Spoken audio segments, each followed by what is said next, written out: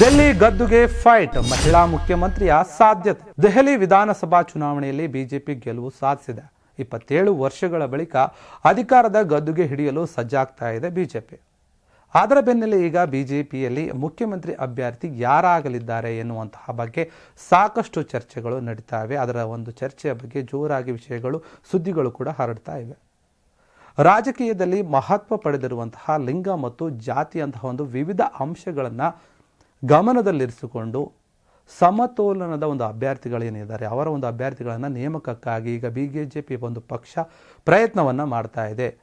ಇನ್ನು ಆಯ್ಕೆಯಾಗಿರುವ 48 ಶಾಸಕರ ಒಂದು ಪೈಕಿ ಒಬ್ಬರನ್ನು ಶಾಸಕಾಂಗ ಪಕ್ಷದ ನಾಯಕರಾಗಿ ಅಥವಾ CM ಆಗಿ ನೇಮಿಸಲು ಬಿಜೆಪಿಯ ವರಿಷ್ಠರ ನಿರ್ಧಾರವನ್ನು ಮಾಡ್ತಾ ಇದ್ದಾರೆ ಅಂತ ಮಾಹಿತಿ ಇರುವಂಥದ್ದು ಬಿಜೆಪಿಯ ಒಂದು ಪಾಳ್ಯದಲ್ಲಿ. ಇದರ ಜೊತೆಗೆ ಈಗ ಒಂದು ವಿಷಯ ಹೊರಗೆ ಬರ್ತಾ ಏನೆಂದರೆ, ಮಹಿಳಾ ಒಂದು ಅಭ್ಯರ್ಥಿಯ ಮುಖ್ಯಮಂತ್ರಿ ಆಗಬಹುದಾ ಎನ್ನುವಂತಹ ಪ್ರಶ್ನೆ ಕೂಡ ಅಲ್ಲಿ ಮೂಡಿರುವಂಥದ್ದು. ಅದರ ಬಗ್ಗೆ ಕೂಡ ಸಾಕಷ್ಟು ವಿಚಾರಗಳು, ಸುದ್ದಿಗಳು ಹಬ್ತಾ ಇದೆ. ಮಹಿಳೆ ಅಥವಾ ಜಾತಿ ಅಂದರೆ ಪರಿಶಿಷ್ಟ ಜಾತಿ SC ಅಭ್ಯರ್ಥಿಯು ಬಿಜೆಪಿ ಕೇಂದ್ರ ಒಂದು ನಾಯಕತ್ವದ ಆಯ್ಕೆಯಾಗಲಿದ್ದಾರೆ ಎಂಬ ಊಹಾಪೋಹಗಳು ಕೂಡ ಒಂದು ಬಿಜೆಪಿ ಪಾಳ್ಯದಲ್ಲಿ ಕೇಳಿ ಬರ್ತಾ ಇರುವಂಥದ್ದು. ಅದರಲ್ಲಿ ಮುಖ್ಯವಾಗಿ ವಿದ್ಯಾರ್ಥಿ ಒಂದು ಜೀವನದಿಂದಲೇ ರಾಜಕೀಯದಲ್ಲಿ ಗುರುತಿಸಿಕೊಂಡಿರುವಂತಹ ರೇಖಾ ಗುಪ್ತಾ ಅವರು ಏನಿದ್ದಾರೆ, ಅವರು ಒಂದು ಪ್ರಬಲ ಅಭ್ಯರ್ಥಿಯಾಗಿ ಕಾಣ್ತಾ ಇದ್ದಾರೆ. ಈ ಒಂದು ವಿಷಯದಲ್ಲಿ ಅವರ ಒಂದು ಏನಿದು ವೈಶ್ಯ ಸಮುದಾಯದ ಒಂದು ಹಿನ್ನೆಲೆ ಮತ್ತು UD ವಿದ್ಯಾರ್ಥಿ ಸಂಘದ ಒಂದು ಅಧ್ಯಕ್ಷರಾಗಿ ಇರುವಂತಹ ಅವರ ಅನುಭವ ಏನಿದೆ ಅವರಿಗೆ ಒಂದು ಸಹಾಯ ಆಗಲಿದೆ ಎನ್ನುವಂತಹ ಒಂದು ಹೇಳಿಕೆ ಕೂಡ ಇರುವಂಥದ್ದು ಅವರ ಒಂದು ವಲಯದಲ್ಲಿ. ಇನ್ನು ಜಾತಿವಾರು ಮಹಿಳೆ ಪ್ರಾದೇಶಿಕ ಒಂದು ಸಮತೋಲನ ಏನಿದೆ ಕಾಯ್ದುಕೊಳ್ಳಲು ಮುಖ್ಯಮಂತ್ರಿ ಜೊತೆಗೆ 1 ಅಥವಾ 2 ಉಪಮುಖ್ಯಮಂತ್ರಿ ಒಂದು ಸ್ಥಾನಗಳನ್ನು ಕೂಡ ಸೃಷ್ಟಿ ಮಾಡೋಕೆ ಬಿಜೆಪಿ ಮುಂದಾಗಿದೆ ಎನ್ನುವಂತಹ ಒಂದು ವರದಿ ಇದೆ.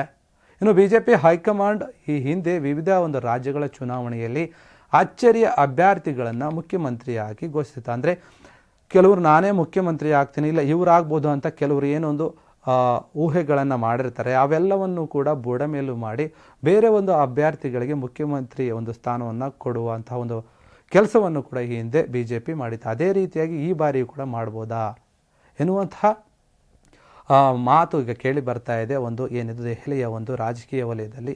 ಹೀಗಾಗಿ ಈ ಬಾರಿ ದೆಹಲಿಯ ಒಂದು ಹೊಸ ಮುಖಕ್ಕೆ, ದೆಹಲಿಯಲ್ಲಿ ಬಿಜೆಪಿ ಹೊಸ ಮುಖಕ್ಕೆ ಏನಾದರೂ ಮಣೆ ಹಾಕ್ತಾ ಇದೆಯಾ, ಅಥವಾ ಒಂದು ವೇಳೆ ಹೊಸ ಮುಖವನ್ನು ಅವರು ತಂದು ಕೂರಿಸಿದ್ರು ಕೂಡ ಯಾವುದೇ ರೀತಿಯಾಗಿ ಆಶ್ಚರ್ಯ ಇಲ್ಲ ಎನ್ನುವಂತಹ ಒಂದು ಸುದ್ದಿ ಇದೆ. ಆದರೆ ರಾಜ್ಕುಮಾರ್ ಚೌಹಾಣ್ ಅಂತಹ ಒಂದು ಪ್ರಬಲ ನಾಯಕರು, SC ನಾಯಕರು ಕೂಡ ಅಲ್ಲಿದ್ದಾರೆ ಆ ಒಂದು ಪಕ್ಷದಲ್ಲಿ. ಯಾಕಂದರೆ ಬಿಜೆಪಿ ಒಂದು ಪ್ರಬಲ ಸಮುದಾಯ ಅಂತ ಹೇಳಲಾಗುತ್ತೆ. ಪ್ರಬಲ ಸಮುದಾಯದವರು ಯಾರೊಂದು ಆಯ್ಕೆ ಮಾಡ್ತಾರೋ ಅವರೇ ಆಗುವಂಥ ಒಂದು ಸಾಧ್ಯತೆ ಕೂಡ ಇದೆ ಅಂತ ಹೇಳ್ತಾ ಇರುವಂಥದ್ದು. ಬಿಜೆಪಿ ಒಂದು ದೆಹಲಿಯ ಒಂದು ಬಿಜೆಪಿಯಲ್ಲಿ ಸಂಭಾವ್ಯ ಮುಖ್ಯಮಂತ್ರಿ ಒಂದು ಅಭ್ಯರ್ಥಿ ಏನೊಂದು ಚರ್ಚೆ ನಡೀತಾ ಇದೆ. ಪ್ರಮುಖ ಅವರ ಒಂದು ಸಭೆ ಕೂಡ ಈಗ ಅದಕ್ಕೆ ಆಯೋಜನೆ ಮಾಡಲಾಗ್ತಾ ಇದೆ ಅಂತ, ಯಾರನ್ನ ಮಾಡಬೇಕು, ಯಾರನ್ನ ಮಾಡಿದ್ರೆ ಸೂಕ್ತ ಎನ್ನುವಂತಹ ನಿಟ್ಟಿನ ಒಂದು ಸಭೆಯನ್ನು ಕೂಡ ಕರೆಯಲಾಗ್ತಾ ಇದೆ ಎನ್ನುವಂತಹ ಒಂದು ಮಾಹಿತಿ ಮೂಲಗಳಿಂದ ತಿಳಿದು ಬಂದಿದೆ. ಇನ್ನು ಮೊದಲನೆಯದಾಗೂ ಜಾಟ್ ಸಮುದಾಯದಿಂದ ಮುಖ್ಯಮಂತ್ರಿ ಅಭ್ಯರ್ಥಿಯನ್ನು ಆಯ್ಕೆ ಮಾಡಬಹುದು ಅಂತ ಹೇಳಲಾಗ್ತಾ ಇದೆ. ಇದು ದೆಹಲಿ ಮತ್ತು ಅದರ ನೆರೆಯ ಒಂದು ರಾಜ್ಯಗಳಾದಂತಹ ಹರಿಯಾಣ ಮತ್ತು ಪಂಜಾಬ್ನಲ್ಲಿ ಗಮನಾರ್ಹ ಒಂದು ಸಂಖ್ಯೆಯನ್ನು ತಲುಪಲು ಸಹಾಯಕವಾಗುತ್ತೆ ಅಂತ ಹೇಳ್ತಾ ಇರುವಂಥದ್ದು. ಇನ್ನು ಎರಡನೇ ಆಯ್ಕೆ ಅಂತಂದರೆ ಪರಿಶಿಷ್ಟ ಸಮುದಾಯದ ಅಭ್ಯರ್ಥಿಗಳನ್ನು ಆಯ್ಕೆ ಮಾಡಬಹುದು ಅಂತ ಹೇಳಲಾಗ್ತಾ ಇದೆ. ಯಾಕಂದರೆ ಅದು ಬಿಹಾರದ ಮತದಾರರನ್ನು ಓಲೈಸುವ ಸಾಧ್ಯತೆ ಇದೆ. ಇದರ ಜೊತೆಗೆ ಆ ರಾಜ್ಯದಲ್ಲಿ ಮುಂಬರುವಂತಹ ಒಂದು ಚುನಾವಣೆಗಳು ಏನಿದೆ ಅದಕ್ಕೆ ನೆರವಾಗಬಹುದು ಎಂಬ ಲೆಕ್ಕಾಚಾರಗಳು ಕೂಡ ಹಾಕ್ಕೊಂಡಿರುವಂಥದ್ದು ಬಿಜೆಪಿ.